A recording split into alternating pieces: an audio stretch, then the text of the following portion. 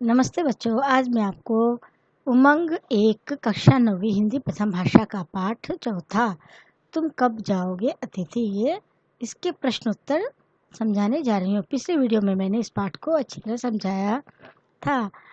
आपको शायद पसंद आया होगा। इसके रचनाकार शरद जोशी जी हैं।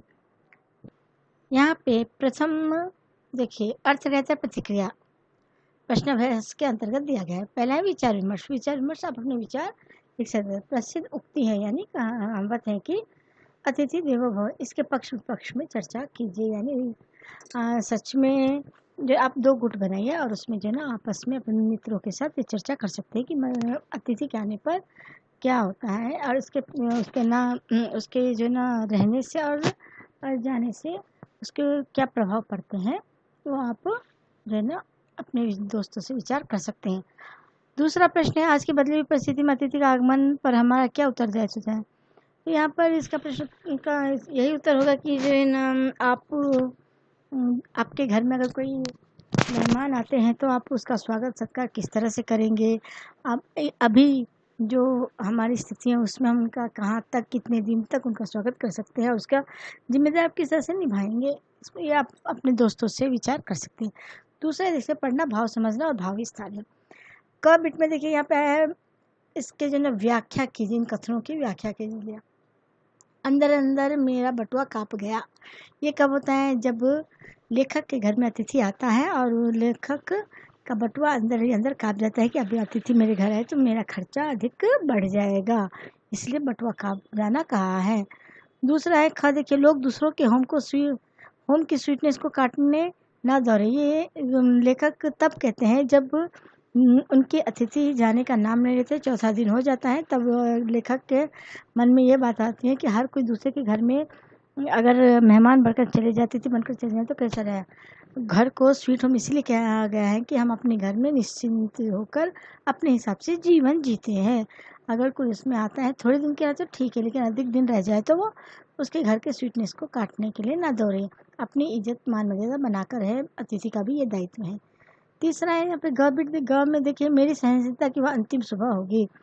अब ये चौथे दिन जो ना लेखक कह रहे हैं अपने मन में ही अतिथि से कि 4 दिन हो गए हैं, कल जो है ना 5वां दिन होगा, अब आप अपना बोरिया बिस्तर खुद ही अपनी मान मर्यादा के साथ चले गए तो अच्छा रहेगा, वरना गेट आउट भी एक शब्द है जिसका हम उपयोग कर सकते हैं, लेकिन ये हमारे मर्यादा नहीं है, ये जो ना हम इस तरह से नहीं कर सकते हैं, इसलिए यहाँ पर लेखक इस बात का प्रयोग कर रहे हैं। अब स्वाभिव्यक्ति में देखिए, स्वाभिव्यक्ति में आपको प्रश्नों के उत्तर 4-5 वाक्यों में लिखना रहता है। पहला प्रश्न है, यदि आप अतिथि बनकर कहीं जाते हैं तो आपकी क्या अपेक्षाएं होती है। अगर आप अतिथि बनकर कहीं जाते हैं तो हमारी अपेक्षा ये रहेगी, अगर हम जाते हैं तो हमें भी ये अपेक्षा होती है कि हम जो है ना घर वाले पर बोझ ना बने, वो हमारा स्वागत सत्कार अच्छी तरह से करें, हम जितने दिन भी रहे वह जो है ना हम सीमित दिनों के लिए ही कुछ दिनों के लिए जाए और वो हमारे स्वागत सत्कार अच्छी तरह से करे, हमारे हर चीज़ का वह ध्यान रखे। दूसरा प्रश्न है, यहाँ पे घर आए अतिथि को आप कौन कौन सी सुविधा वस्तुएं प्रसन्नतापूर्वक देना चाहेंगे।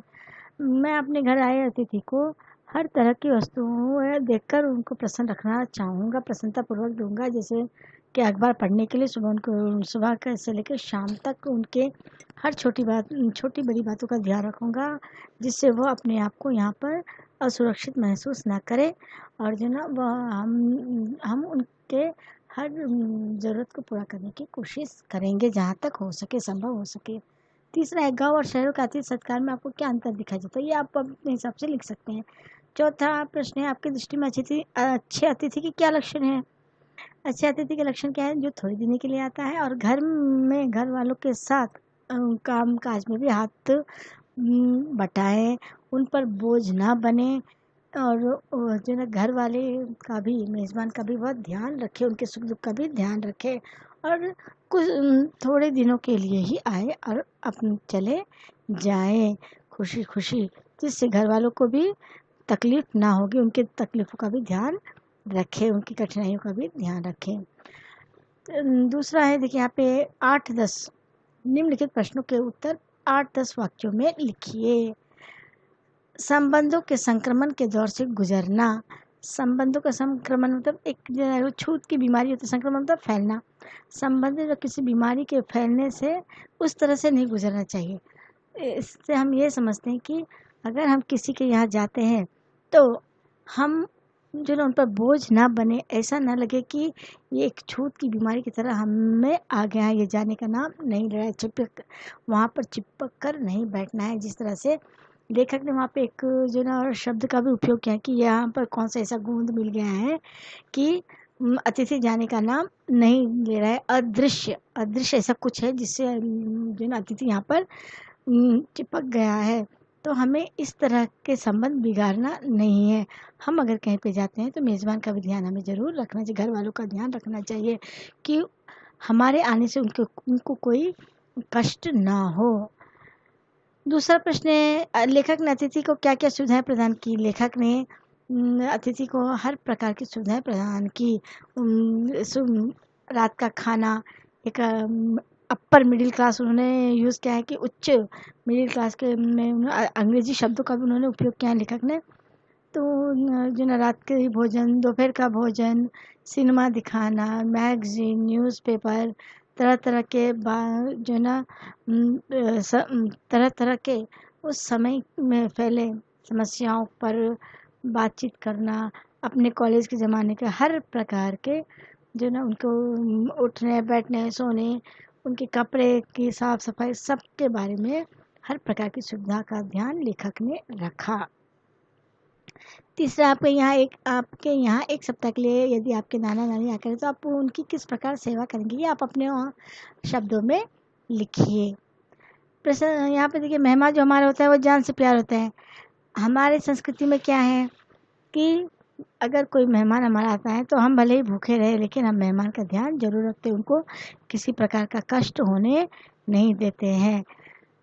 यहाँ पर ये जो ना आप अपनी भारत संस्कृति में किस तरह से मेहमानों की खातिरदारी होती है, इसके बारे में आप अतिथि की जो ना अतिथि का स्वागत सत्कार किस प्रकार किया जाता है, चाहे वो कोई भी धर्म हो जाति हो, हर धर्म और जाति में अतिथि का सत्कार बहुत ही, भारत में जो सभी भारतीय संस्कृति अपना चुके हैं वह जो ना बहुत ही सुंदर तरीके से अपने जो मेहमान का, अपने अतिथि का स्वागत सत्कार करते हैं। ये आप अपने शब्दों में कुछ लिख सकते हैं। यहाँ पर भाषा की बात आप देखेंगे, जो ना पर्याय शब्द में कौन सा है, संदर्भ में बेमेल सब छांटिए। चांद, शशि का मतलब भी जो है ना चांदी होता है। सोम, अनल क्या है, ये एक अलग है।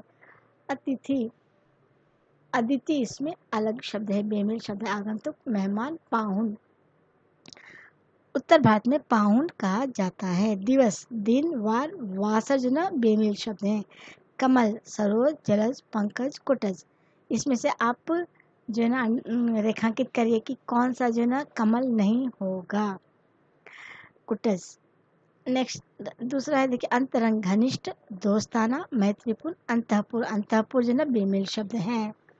इस तरह से आपको यह पाठ प्रश्नोत्तर समझ में आएगा और आपके अपने शब्दों में लिखने की प्रेरणा इस वीडियो से आपको ज़रूर आई होगी। आप इस वीडियो को अगर पसंद आए तो लाइक और सब्सक्राइब कीजिए। अपने शब्दों में इसके उत्तर लिखने की कोशिश कीजिए। धन्यवाद।